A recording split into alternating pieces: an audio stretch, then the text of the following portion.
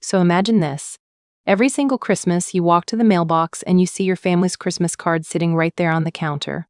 Your mom, your dad, your brother, your sister, all smiling, all together, all happy. And you pick it up and you look at it, and somewhere in the back of your mind, something feels really wrong because you're not in it. Again, for the 15th year in a row, your own parents sent out a Christmas card to hundreds of people. Neighbors, aunts, uncles, coworkers, family, friends, and you were just not there. Like you didn't exist. Like you were never born. And you're standing in your kitchen holding this card thinking, am I crazy? Is this actually happening? Well, my name is Sandra, and this is my story, and I promise you, by the end of this, your jaw is going to be on the floor, because it wasn't until my grandmother Elizabeth passed away and her lawyer called me, specifically me, not my parents, not my siblings, that I finally understood everything. Every single thing. So stay with me, because this story, it does not go where you think it's going.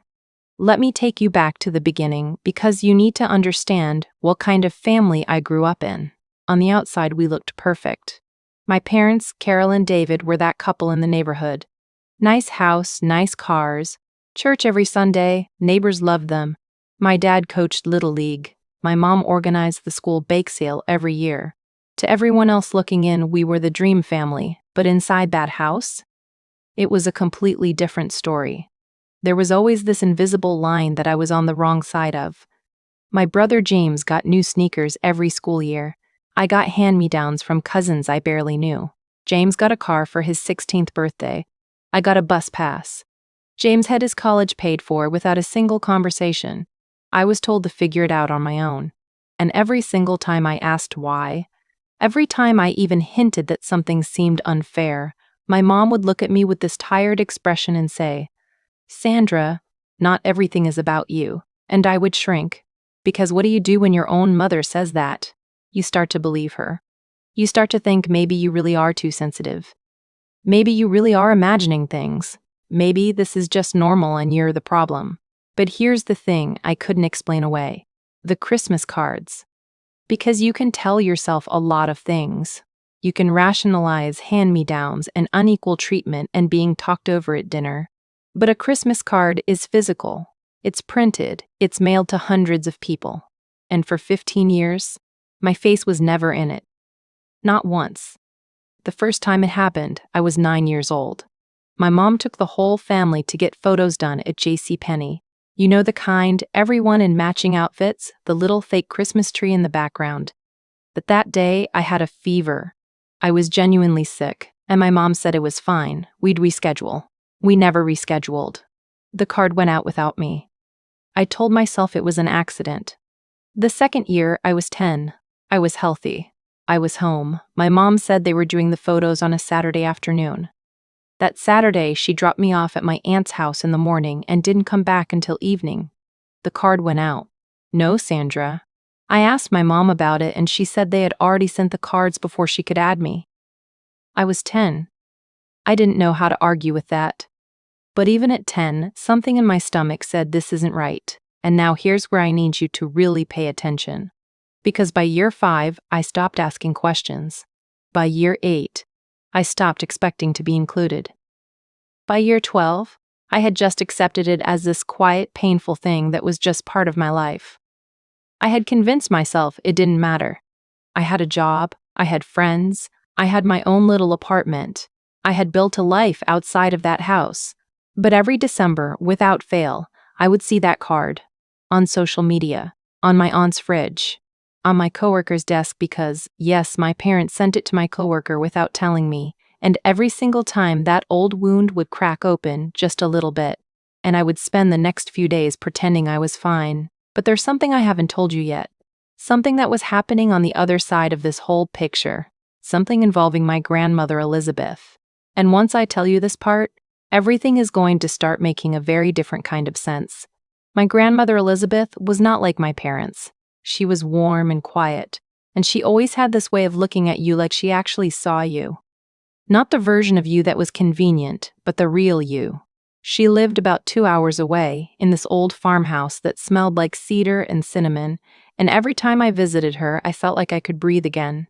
She never made me feel less than. She never compared me to James or to my sister Renee. She would just sit with me at her kitchen table and ask me real questions. How are you really doing, Sandra? Not how is work. Not how is your apartment. How are you really doing? And I would tell her things I couldn't tell anyone else. I told her about the Christmas cards. Every year I told her. And she would listen and she would hold my hand, and her eyes would get this look in them that I can only describe as deep, tired sadness. Not pity, not surprise. Sadness. Like she already knew everything I was telling her. And at the time, I just thought she felt bad for me. But she knew the whole time. And she was carrying something that I had no idea about. Elizabeth passed away in October 3 years ago. She was 81 years old and she went peacefully in her sleep, which is honestly the kindest way to go. The funeral was hard. My parents were there. James was there. Renee was there. And even at the funeral, even while we were burying my grandmother, there was this invisible wall between me and the rest of my family. My mom and Renee were crying together and hugging. My dad had his arm around James. And I was standing there at my grandmother's grave, alone. I remember thinking, even here I'm on the outside. I cried the whole drive home. But 3 weeks later, I got a phone call that changed everything. It was from a man named Mr. Harold Fitch. He told me he was Elizabeth's attorney, and he said he needed to meet with me privately. Not with my parents, not with my siblings, just me. And something about the way he said privately made my whole body go still. I want you to think about what was going through my mind in the days between that phone call and the meeting. I barely slept. I kept thinking, why just me? Why not the whole family? Was it just about inheritance? Did Grandma leave me something? But it didn't feel like that. The way Mr. Fitch's voice sounded on the phone, it was careful, like he was choosing every word deliberately, like he had something to tell me that was going to be hard to hear. And I kept thinking about that look in my grandmother's eyes every time I talked to her about my family. That deep, tired sadness. I showed up to Mr. Fitch's office on a Tuesday morning in November. It was cold outside. I remember that. I remember the way the heater in his office made this quiet humming sound. I sat down across from him and he opened a folder and he looked at me over his glasses and he said, "Sandra, your grandmother wanted you to hear this directly. She wrote it herself. And she asked me to read it to you." And he pulled out a letter, handwritten, in Elizabeth's handwriting, and I felt my hands start to shake. He started reading, and the first line of that letter stopped my heart. Elizabeth wrote, "Sandra, my darling girl, by the time you hear these words, I will be gone. And I am so sorry. I am so deeply sorry that I did not tell you this while I was alive. I was afraid. I was a coward when you needed me to be brave, and I hope that one day you will find it in your heart to forgive me, because what I am about to tell you is something you deserve to know from the very beginning." I was gripping the arms of the chair so tight. Mr. Fitch kept reading. And what came next was something I had never, not in a million years, considered. Elizabeth wrote that when my mother Carol was young, before she married my father David, she had a relationship with another man. And that when Carol found out she was pregnant with me, she already knew that David was not my biological father. She had told David the truth before they got married. He agreed to raise me as his own, but he never fully accepted me. And Carol, out of guilt and fear and a desperate need to keep her marriage together, had spent my entire childhood quietly, unconsciously, maybe even consciously, making me smaller, making me less visible, making me easier to overlook. Because every time she looked at me, she saw her own secret. And she didn't know how to love me the same way without that secret eating her alive. I sat in that office and I didn't move. I don't think I breathed. Mr. Fitch paused and looked up at me and asked if I needed a moment. I shook my head. I needed him to keep going. Because there was more. There was so much more. Elizabeth wrote that she had known the truth since before I was born. Carol had told her in a moment of panic and desperation. And Elizabeth had kept that secret for over 30 years. She had watched me grow up being pushed to the edges. She had watched those Christmas cards go out year after year. And she had told Carol multiple times that it was wrong, that I deserved better. that a child should never be punished for the choices adults made before she was even born. But Carol had begged her to stay quiet, and Elizabeth, out of love for her daughter, had stayed quiet. Until now. Until she was gone and there was nothing left to lose, and she needed me to finally know the truth. The letter said one more thing. Elizabeth had found my biological father. His name was Thomas. He was alive. He was 64 years old. He lived in Vermont, and he had no idea I existed. Now, I need you to just sit with that for a second. 32 years of my life. 32 years of feeling like I was wrong, like I was too much, like I was not enough, like I was invisible. 32 years of Christmas cards without my face. And it all came down to a secret that two people decided to keep from me before I even took my first breath. I walked out of Mr. Fitch's office and I sat in my car for a long time, not crying, just sitting, looking at the steering wheel, and the strangest feeling came over me. It wasn't anger, not yet. It was something quieter than that. It was this weird, exhausted relief. Like a puzzle that had been missing its most important piece for 3 decades had just been completed. It all made sense now. The way David, the man I called my dad, could never quite look me in the eye. The way my mom would sometimes stare at me for a moment too long with something complicated in her expression. The way James and Renee were always a team and I was always slightly outside of that. I wasn't imagining it. I was never imagining it.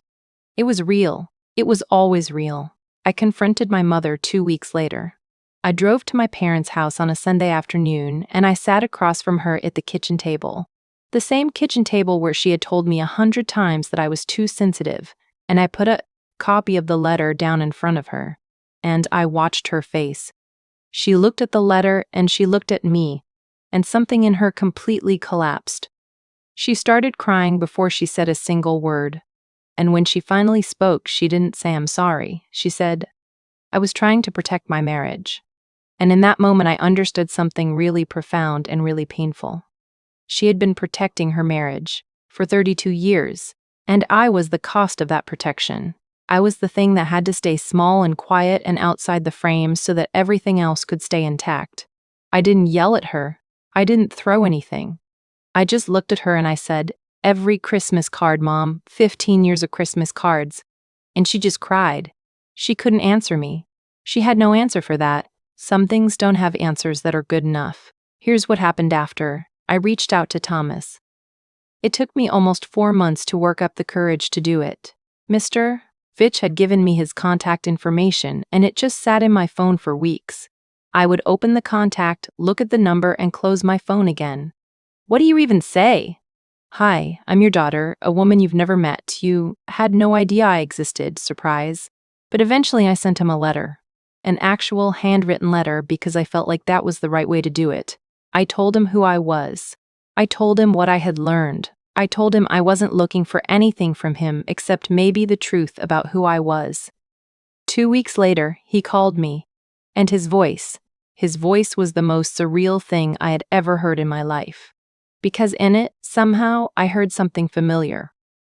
I don't know how to explain that. You know how sometimes you meet a stranger and there's this inexplicable sense of recognition? It was that.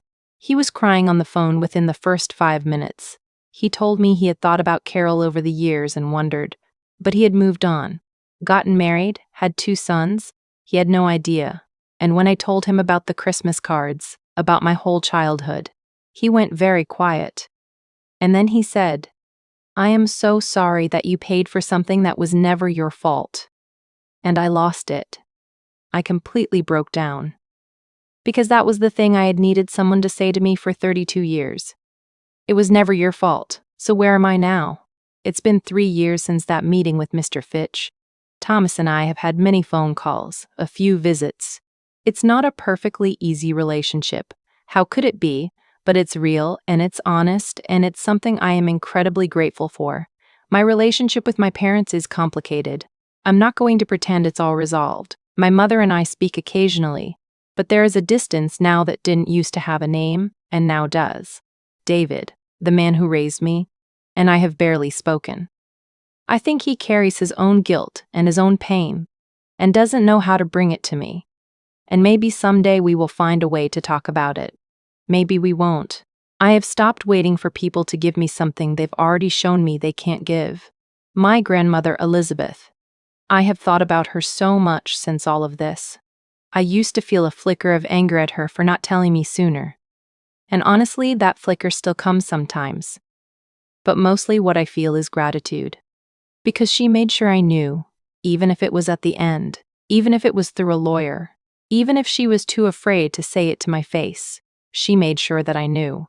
She saw me. She always saw me. And she wanted me to finally see myself clearly too. If you take nothing else away from my story, take this. The way people treat you sometimes has everything to do with their own secrets and their own guilt and their own unfinished business, and almost nothing to do with your worth. I spent 32 years thinking I was the problem. 32 years believing I was too much or not enough, or somehow broken in a way that made me undeserving of a spot in a Christmas card. And none of it was true, not a single bit of it. I was a child who got caught in the crossfire of adult decisions. And I carried that weight because nobody was brave enough to put it down and tell me the truth. You might be someone out there who has that same feeling. That quiet, persistent sense that you are always on the outside looking in, always the one that gets left out, always the one that has to earn what everyone else just gets by default. I want you to hear me when I say this. Keep asking questions. Keep trusting that feeling in your stomach that says something isn't right. Because sometimes the answer is buried in a letter in a lawyer's office. Sometimes it comes way too late. But it does come, and when it does, it changes everything. My name is Sandra. I was left out of 15 Christmas cards, and I finally know why. And for the first time in my entire life, none of it is my fault.